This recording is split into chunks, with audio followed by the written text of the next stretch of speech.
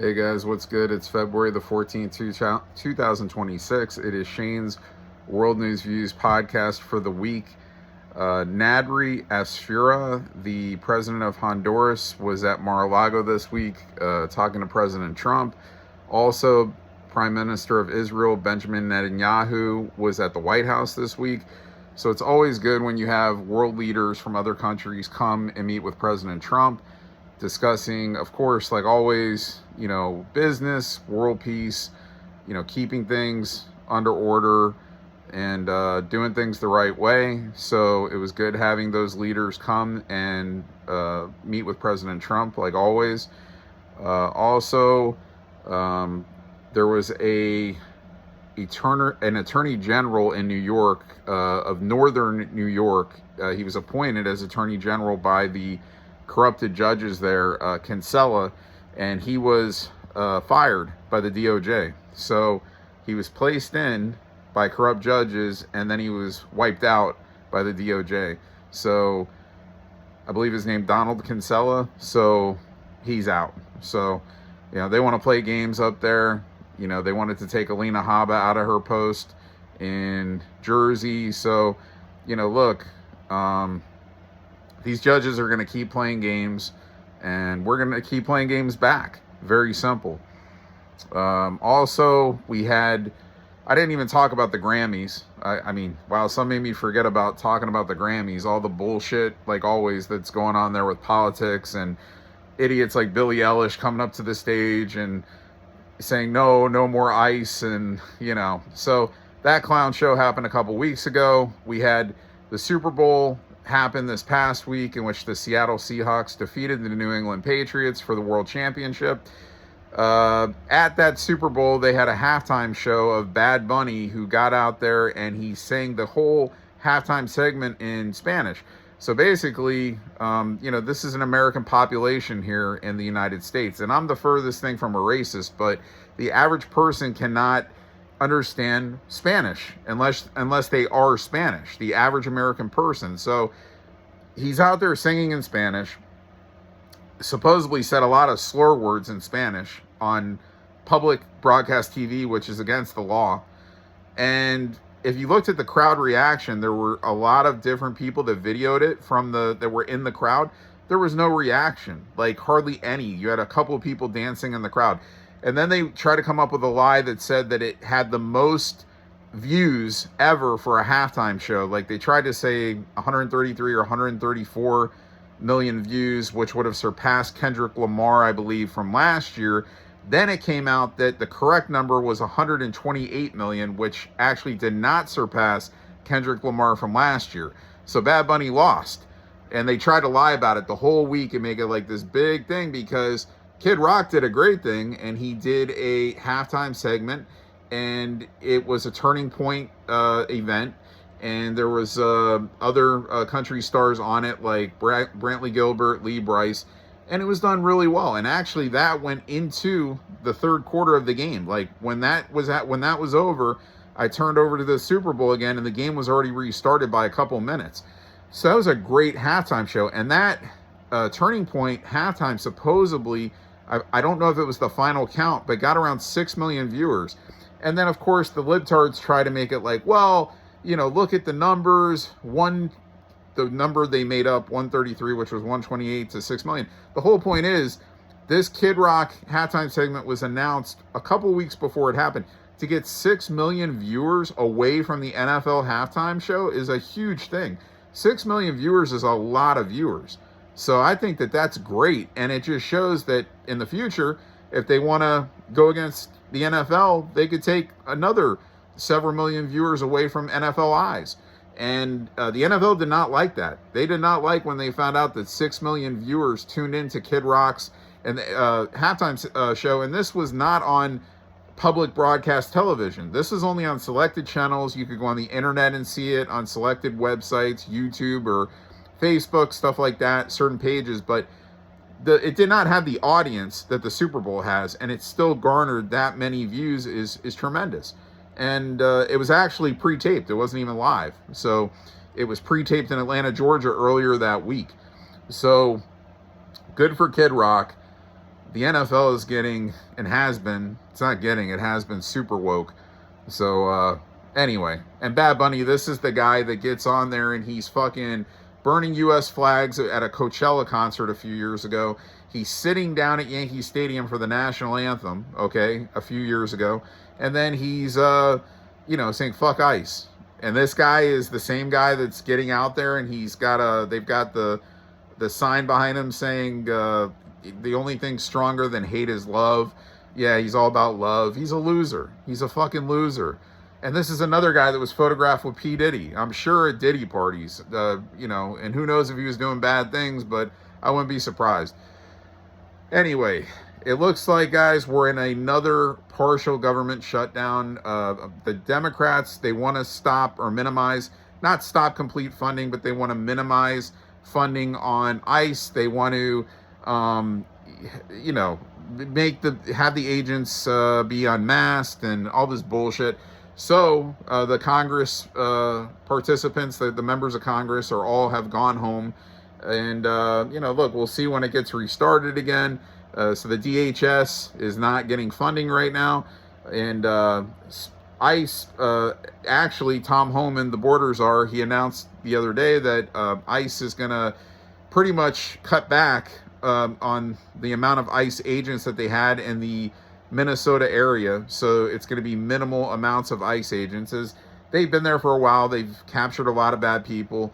So, on to the next. So, and then we have people like the Attorney General of Minnesota, Keith Ellis, and that corrupt fuck is in there in taking questions or getting questioned by the Senate this week.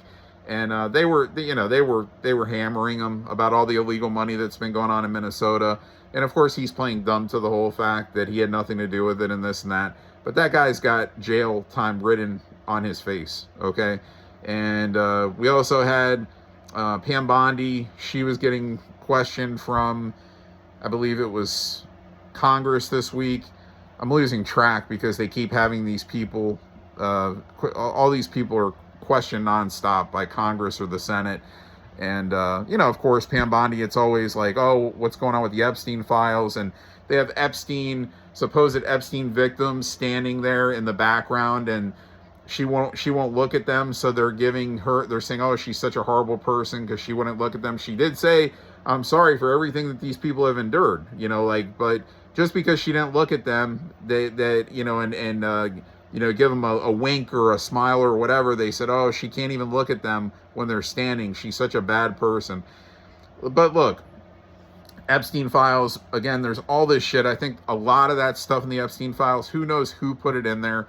I think a lot of stuff in those files are bullshit. I think there is a lot of true stuff in those files, just like when they said stuff that a lot of people already know, that President Trump is the one that turned Epstein in, or basically told Palm Beach police, you guys need to get in and investigate Epstein and Ghislaine Maxwell. Speaking of Ghislaine Maxwell, she pleaded the fifth. She didn't want to answer any questions under oath. She said, well, if President Trump can grant me, set me free from jail, then I'll answer all the questions and I'll prove that President Trump and President Clinton are guilty of no wrongdoings. And she goes, but until that, she goes, I'm not going to talk. I'm going to plead the fifth. So, but President Trump said Ghislaine Maxwell is a really bad person. And he actually made it like Ghislaine Maxwell is the orchestrator above Epstein to the police. Like she's the orchestrator, but they're both bad people. You got to go after them. But then, of course, they're going to say, oh, yeah, President Trump's name is in the files 1,000 times, blah, blah, blah. Dude, thousands of times, whatever. Bro, look. We're going to see what happens going forward, okay? But President Trump is the greatest president in the history of the world. He is a good man, and that's all you need to know. And trust me when I tell you, because I've been guiding you along all these things, and I've been right on them so far, and I'm going to continue to be right. And also, look, we got United States battleships over in Iran ready to go to war, if it needs to be. We've been trying to work with Iran for a long time, but they don't want to listen. They want to keep killing people. We'll see what happens. We're ready to roll if it gets there. So we'll see what happens with that. And like I said, Prime Minister Benjamin Netanyahu of Israel, he was at the White House this week talking about, what's going to happen with that, of course, among other things. The SAVE Act was passed by Congress. It needs to be finalized by the Senate. This is going to be where we're getting legal votes, like voting the way it should be, where you have to show your identification. And go figure, anybody that would disapprove of having to show your ID, like we have to show our ID to prove like I'm 21 years old. Like if I'm 21 and I'm trying to get beer, then I would have to show my ID. You are required in history to show your identification if you're voting to prove that you're that person. Meanwhile, all of a sudden, they want to try to stop, they want to go against that, the Dems. They want to go against that and say, oh no, this isn't right. People shouldn't have to show their ID. Of course, so they could fucking try to steal elections. That's their only chance. Or by doing things like opening the borders, that we're bringing in all the illegals into this country to try to get their votes. It's very slimy. And again, there's a lot of bad fucking people that need to be held accountable. And I keep saying held accountable like a broken record, but that's the case. And, until we start seeing that, it's the same old shit. So we got to get down, to the nitty gritty, and just like exposing that the 2020 presidential election, Donald Trump really won it, not Joe Sleepy imposter Biden. So, I'm trying to think what else I got to talk about because, okay. So we have the big thing this week, another big thing. So we have Nancy Guthrie, who is the mother of Savannah Guthrie, who is a NBC anchor, okay? And this case has got, this story has gotten full played out this whole week, like where the news has basically talked about it the whole day. And basically, somebody went into Nancy Guthrie's house in Arizona and they captured her, and her whereabouts are unknown, and they've already had a few people that they've detained and questioned, but none of them are supposedly the criminal. And they have this guy on video camera outside of the house with his mask on and a backpack and this and that or whatever. Nobody knows if Nancy Guthrie is still alive. I don't know. They've been going through the people that captured her, or the guy that captured her, or they're saying it could be multiple people. They've been going through TMZ's Levin, the head of TMZ. They've been going through him a lot about, stipulations, like money that they wanted. I think it was like $6 million. Then they said they want more money now. So who knows, and it's been going on for a whole week. So we'll see what happens with it. Hopefully Nancy Guthrie is okay. But I just feel like this has been a bit too much. Like, this happens a lot where people get captured. They get little kids, and we don't hear about it much. We hear about it here and there.